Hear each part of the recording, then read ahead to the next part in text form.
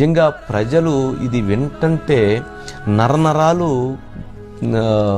ఆగ్రహంతో కదిలిపోతున్నటువంటి పరిస్థితి ఉంది. నందిని డైరీని 50 సంవత్సరాలకు ఇస్తున్నటువంటి నెయ్యిని పక్కన పెట్టి 2023 ఫిబ్రవరిలో కొత్త టెండర్లు పిలిచారు. 400 రూపాయలకి నందిని ఇస్తుంటే 320 రూపాయలకి టెండర్స్ని ఖరారు చేసి 5గురికి ఇచ్చారు. నందిని వాళ్ళు చెప్పారు, ఇది అలా ఇవ్వటం సాధ్యం కాదండి, తిరుమల వారి పవిత్రతని, శ్రీవారి పవిత్రతని, తిరుమల లడ్డూని ఇది చెయ్యాలి అని అంటే ఆవు నెయ్యి విషయంలో చాలా జాగ్రత్తలు తీసుకోవాలి. 400 రూపాయలకి మించి మేమే నష్టపోతూ మేము సప్లై చేస్తున్నాము. మరి 320 రూపాయలకు వాళ్ళు ఇస్తారు అని అంటే ఖచ్చితంగా అది ఎక్కడో కల్తీ జరిగేటువంటి అవకాశం ఉంది. జాగ్రత్తలు పాటించండి అని చెప్పిన ఆ నందిని డైరీ వాళ్ళకి తిరుమల మీద ఉన్నటువంటి ఒక ప్రేమతో వారు ఆ రకమైనటువంటి కమ్యూనికేషన్ని వాళ్ళు తెలియజేశారు. 5గురికి ఇస్తే అందులో వాళ్ళు సప్లై చేశారు, లడ్డూలు తయారైపోయి లడ్డూలు వచ్చేసినాయి. ఆ సందర్భంలో ఏంటి తిరుమల లడ్డు క్వాలిటీ తగ్గింది, తిరుమల లడ్డూకి ఎందుకు ఇలా అయిపోతుంది, ఎందుకు పగిలిపోతుంది, ఎందుకు దాంట్లో నాణ్యత లేదని చెప్పని మనం చాలా సందర్భాలు చర్చించుకున్నాం. కాల్ఫ్ అనేటువంటి ఒక దాంట్లో ఉండేటువంటి టెస్ట్కి పంపించారు, ల్యాబ్కి పంపించారు. ఈ నెయ్యిలన్నీ పట్టుకొని ఏది ఈ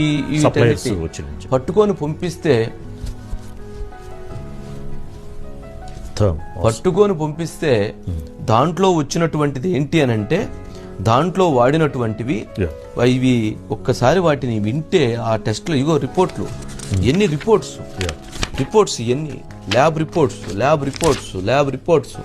చేప నూనె కూడా ఇందులో వాడినట్లు స్పష్టమైంది. వీటితో పాటు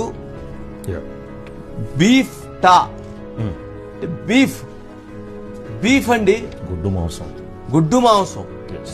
గుడ్డు మాంసంలో ఉండేటువంటి ఆ లోపల తెల్లగా ఉంటుంది కదా ఆ క్రీమ్ ని కొవ్వు నుంచి ఆ బీఫ్ టాని వాడారు. అట్లాగే పామ్ ఆయిల్, తర్వాత పంది కొవ్వు వాడారండి.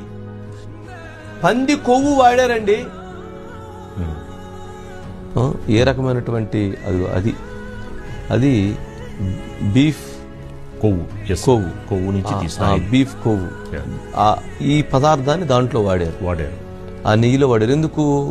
దాన్ని అతి తక్కువ ధరకు వచ్చింది, అంతే కదా. పంది కొవ్వు,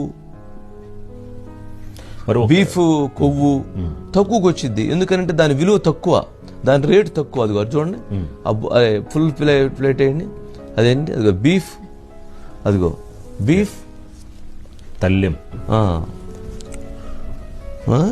వాళ్ళు క్లియర్గా దాంట్లో అంత మెన్షన్ చేసి వాళ్ళు ఇచ్చారు. అది వచ్చారు పంది ఏందండి, పంది కొవ్వు నుంచి తీసిన ఆయిల్ తోటి కలుపుతారండి ప్రసాదానికి. ఏంటండి ఇది? ఏమనాలండి? అసలు ఎక్కడికి వెళ్తున్నామండి మనం? ప్రజలు రాళ్లతో కాదండి, రాళ్లతో కొట్టి చంపితే సరిపోదు. ఈ తప్పులు చేసినటువంటి వాళ్ళు ఎవరినైనా సరే నిజంగా ఉరి తీయాలండి, పబ్లిక్గా ఉరి తీయాల్సిందే. తప్పు చేసినటువంటి వాళ్ళని పబ్లిక్గా ఉరి తీయాల్సిందే. ఇంకా అందుట్లో ఎటువంటి శషబిషలు కూడా అవసరం లేదు, ఎలాంటి ఆలోచన కూడా అవసరం లేదు.